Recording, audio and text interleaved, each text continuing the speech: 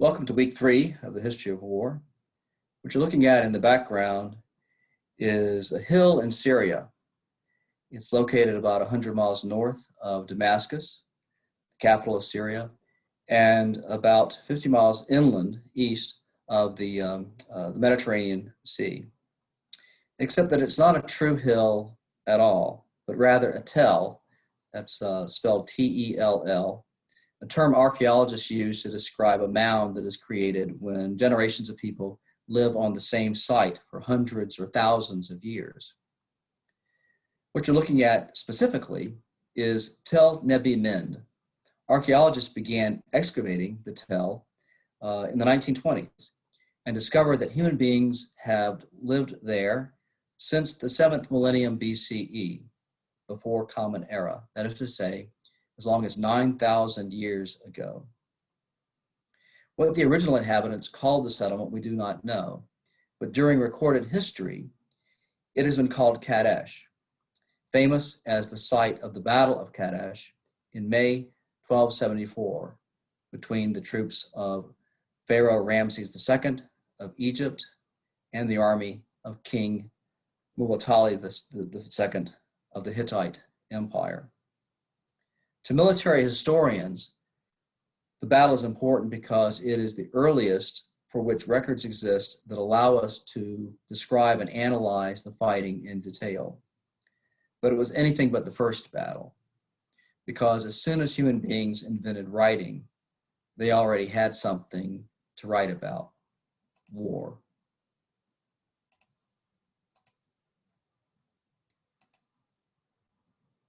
Okay.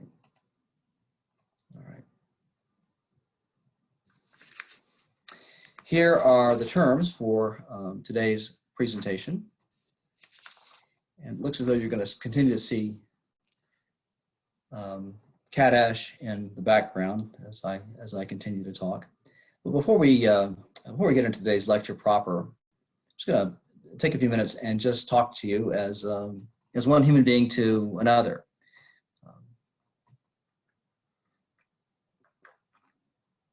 And maybe, since we're talking just one human being to another, we can do this. I'll hit stop share, back to Kadesh. Then I'm going to go to video, just so you know what's going on here. I'm going to choose virtual background. And this time I'm going to go with my own backyard. Okay. Well, I'm not in my backyard either, really. I'm in the dining room of my home. Up by Westerville, Ohio. And I know that on this particular morning, as I'm sitting here looking at my own image in this laptop, my little girl, who's 8 years old, is beginning the 3rd grade. And she's beginning the 3rd grade online, as are all students in the Columbus City Schools system. And I'm not real happy about that. And she's the kind of kid who makes the best of things, but I don't think she's really happy with it either. She's entering the 3rd grade, but she's not going to get to see any of her classmates. She's not going to be able to go on for recess with anybody. She's not even going to get to meet her teacher in person. When the COVID epidemic began last March, and we all had to suspend in-class or face-to-face classes and go online, in just about every case, we at least had a chance to get to see our students face to face before we had to do this, and they would have seen us. And in the case of my daughter Chloe, she would have had ample opportunity to get to know her teacher and her classmates and so on. But now we're operating in an entirely virtual environment, and I find, speaking as a professor, that in kinds of ways, using this online format is really interesting and involving. It's incredibly time consuming. I can't begin. I'm putting in 12-hour days easily. And so it's a challenge, that's for sure. Even in addition to the challenge that I've set for myself, losing 15 pounds, I think I said, and exercising 4 days a week, strength training, I mean to say, and walking 10,000 steps a day. Teaching this course is a big challenge in its own right. And it's all the more of a challenge because I don't know any of you. I've never seen any of your faces that I know of.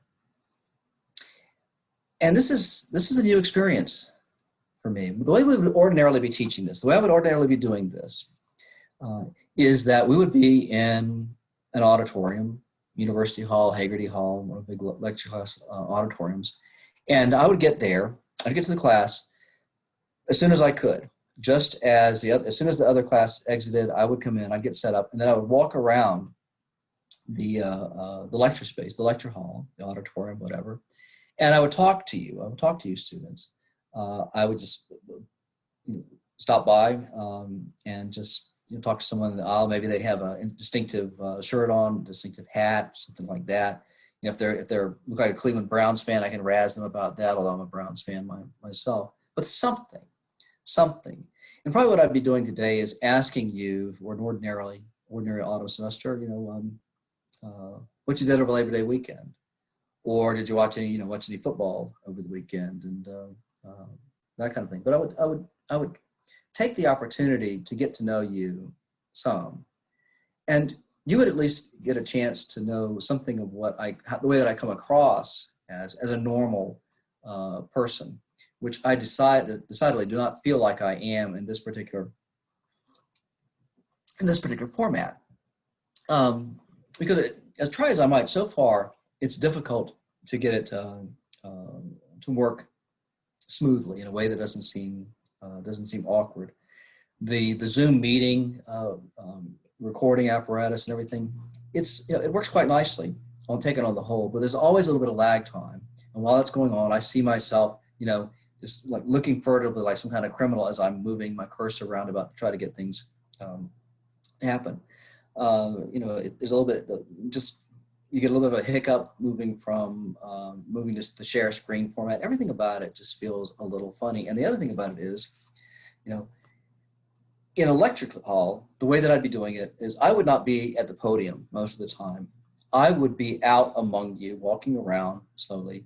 I'd be looking at the PowerPoint presentation up on the screen, but I'd be working without notes the way that I'm doing right now. This is completely ad-libbed. I'd be relying on my general recollection of the lecture and on my general knowledge of the subject matter. But beyond that, I'd be winging it. And I would be able to watch you in the class, and to be able to tell when you need me to change things up a little bit. When the straight lecture is getting a little, you've had about 15 minutes of it, it's time to move something else. And then I can shift gears. I can tell a story, something along those kinds of lines. A lot of times things will happen in class that are just funny. They're funny in a spontaneous kind of way. They're humorous in the moment. Sometimes things happen that I think are just absolutely priceless, where I say something and class just dies laughing and so on. And then I think I'm going to put that away. I'm going to use that another time. Never works again, because what makes it funny, what makes it human, what makes it communicate is the spontaneity of it. And it just doesn't work without the spontaneity. And so all of the spontaneity that I associate with on or in class teaching, face-to-face teaching, what I just thought I was teaching for the 28 years that I've been on the faculty and the 30 years that I've been a teacher in all, that's all missing this time. And so those are my feelings about this the situation that we're in. And I'll tell you something, I would like to know yours. I'd like to hear from you, because I'd like to get to know you as my teacher, as my students. I'd like to have some idea of what you're like as people. I'd like to have some idea of what you're going through this semester. I'd like to have some idea of how this format is working for you or not working for you, how the structure of the course is working, just all kinds of things like that, things that I have no way of knowing about unless you tell me. So here's what I'm going to do from my end of things.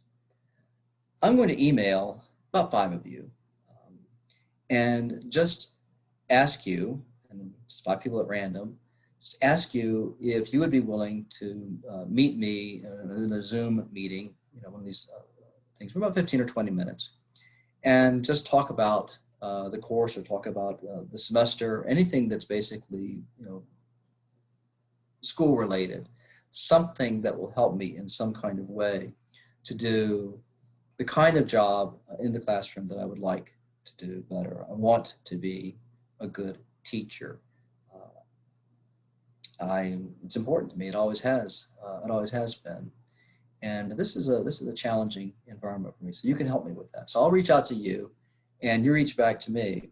And if you don't get an email from me, and you'd like to talk, just shoot me an email. I'll be glad to set up an appointment with you as well. Okay, now what I'm going to do, and I'm just going to do this in the clear blue, without any chicane or anything, is I'm going to stop recording in a moment, and I'm going to end this. I'm going to send this on to get processed and so forth, and then we'll resume with the actual lecture for today. So here comes stop.